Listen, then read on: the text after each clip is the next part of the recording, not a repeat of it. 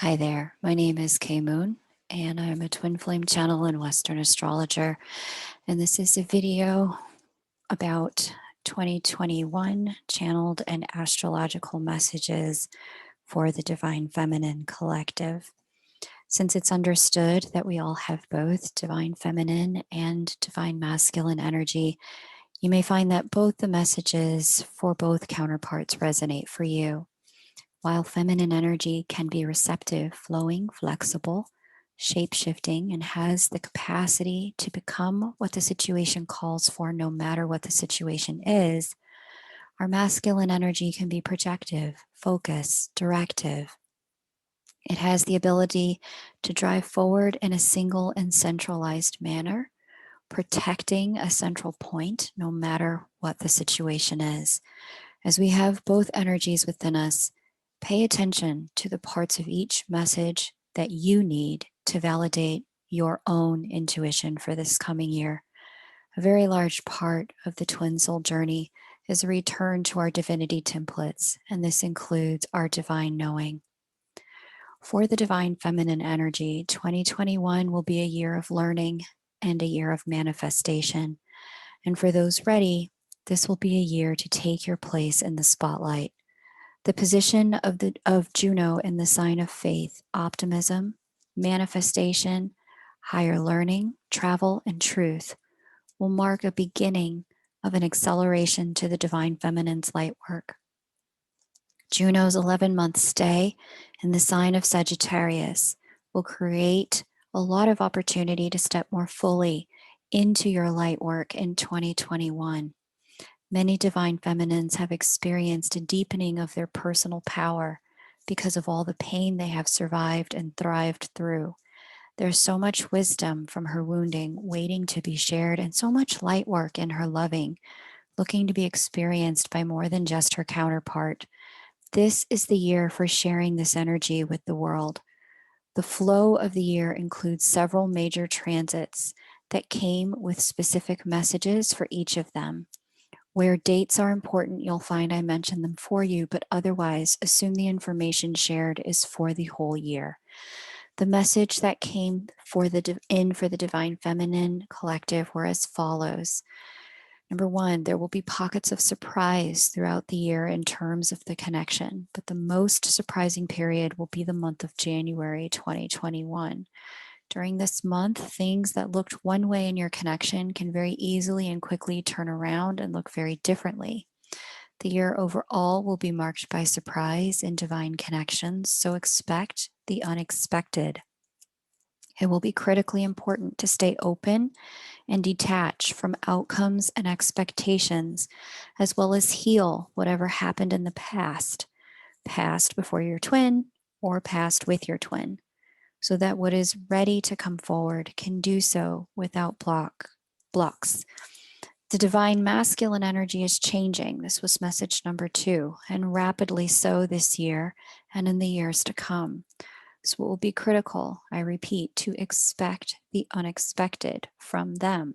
Stay open and detach from the outcomes. If you've never heard of the Pygmalion Effect, it will be important to understand its implication to what I'm telling you now, as your thoughts carry incredibly powerful energy in the year of 2021. I've linked a video for you below that details what this is and how it impacts those around us, as well as our experiences of them. I recommend you watch and pay careful attention to the expectations created by your wounds that have you've brought into your connection, so that you can begin the process of healing those wounds and thus releasing those old expectations from your present and your future. Number 3, this is a year where your faith in what it means to be a twin will be both tested and clarified. Clarified because much of the fantasy will give way to an orientation to truth this year as you continue a process begun in 2020, when the divine feminine passed through Scorpio at the end of that year. This process was the process of distinguishing our reality from our doubts and our faith from our fantasies. Tested because there is an energy of refocusing on service and education in the collective templates. And this new energy and new pull may cause you to question whether the things you felt and the pull to the person you know as your twin was real, if it had the meaning you thought it had, and the things you were shown meant anything at all if you happen to be in separation. Now, if you're in union or coming into some form of union, the faith testing energy of 2021 will help you accurately understand who you are and who you are not, who your person is and who they are not, and what things need work in your connection versus things you're ready to work on in service to the world versus things you need to accept as is. This will be especially felt during April through September of this year. That energy of clarification will peak June, July, and August.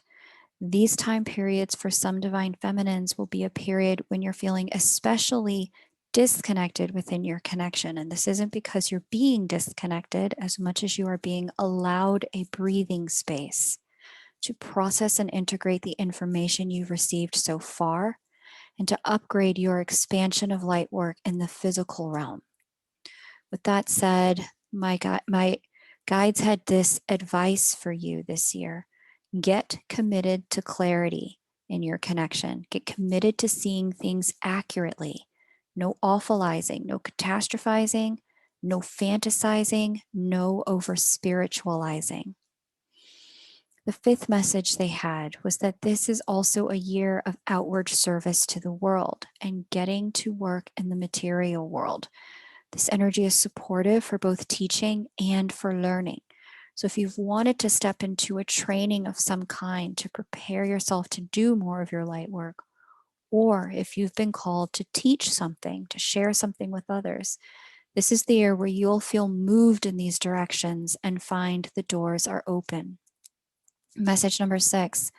My guides also talked about the necessity of learning how to support your limbic system and brain for better mental health. Detoxification at the cellular level, and especially of the liver, as Sagittarius governs the liver, will be critical in supporting the thinking and emotion functions, the rationale functions in the divine feminine energetic field. This is an important year of shedding overall, shedding illusions, shedding chemical toxins from the physical body, shedding the pain or burdens of the past that keep you from participating in life with accuracy, clarity, or an open heart. This is a time when it's critical that what's not needed any longer, we learn to leave behind. So if you felt called to do a physical detox or to work through old pain and wounds, this is a great year for it. I talk about her all the time, but I highly, highly, highly recommend the work of Thais Gibson from the Personal Development School to support the reparenting and reprogramming of old wounds for your attachment style in your relationships, friendship, professional, and romantic. I also recommend the work of Sandra Walter. She's an ascension guide. She has a DNA class where she helps you activate your crystalline DNA. This work can be profoundly life-changing in the way it can allow you to keep the love but release the pain from some of your memories. I'll link a video where she talks about what this does and how it anchors mastery into your body below. In whichever way you can, find ways to anchor all of the spiritual work you've done in your into your consciousness and your cells. That's a critical part of this year's work, materializing what was previously only energetic, bringing the 3D and to 5D into union. Message number 7, during the months of February and the month of July, there will be a critical opportunity to do past life work for the divine feminine.